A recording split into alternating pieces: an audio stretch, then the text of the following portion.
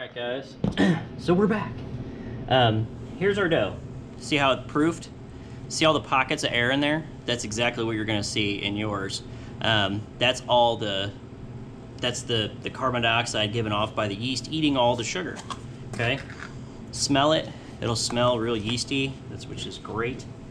So you're gonna take this out, take a little bit of flour, dust your board, and then you wanna put this down, flour both sides, and basically you want to kind of push the air out of this, okay?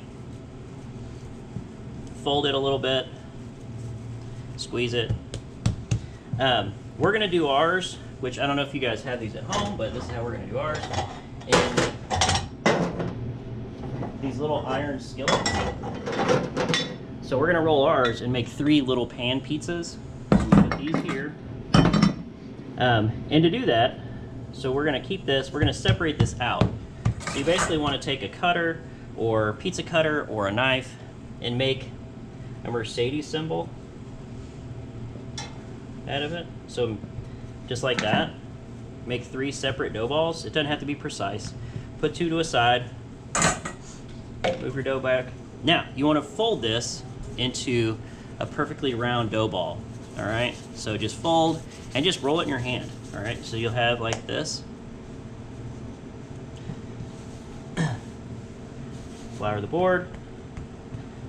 Make sure you have plenty of flour on your pizza dough. And if you don't have a rolling pin at your house, grab a can of Pam pan spray or you know, a bottle, something round. You can roll these things out. If not, just stretch them out by hand. Okay. This dough is kind of cold. When it's cold, it's going to be a little more elastic, so it's going to keep stretching back. What I would suggest is in the morning, take your dough out if you're going to make this during class, and let it sit at room temperature. That way it has a little relaxation to it. Okay, that looks nice. Alright, so you're going to have like this. And what I do, you can either bake these like this, okay? So if you have a sheet tray or a pan or a pizza screen, you can make your pizza and put it right on top of that and bake it. I'm doing these in iron skillets just to give everybody a different type of pizza.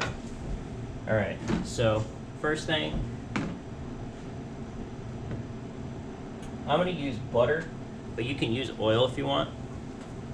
You want to grease this a little bit. If you've ever made a cake where you grease the pan, it's the same process. So we got my grease in there. I'm going to go ahead and move that over to the side. Now, if you look at this, the dough should be a little bit bigger than the pan. So that way you know it rolls up the sides. This needs to be stretched a little bit more.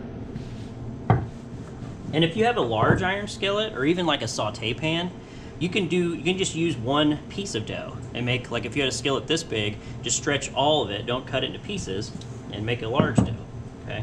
So you're gonna put this in, fold it up, move it around, and you can just move this thing like this. Kind of spin it.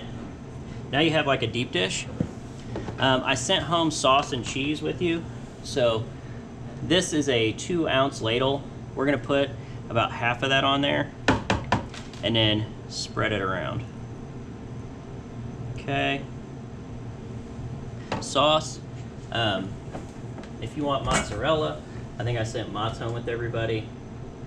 So just put your cheese. Don't go too heavy because it's going to take longer to bake, and the cheese will start oozing over the sides.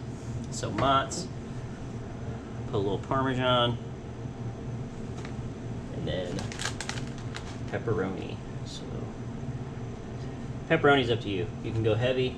I always put the pepperoni on top of the cheese. Some people like it the other way, but I like it when it gets those little cups of grease in there.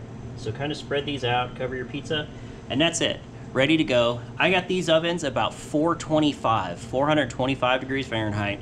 We're gonna set a timer for 15 minutes, and then I'll show you the outside rim. You mainly just wanna see the outside of the rim. So I'll pull it out so you guys can see it when it's completely done, because it's going to be nice and browned on the edge. Okay.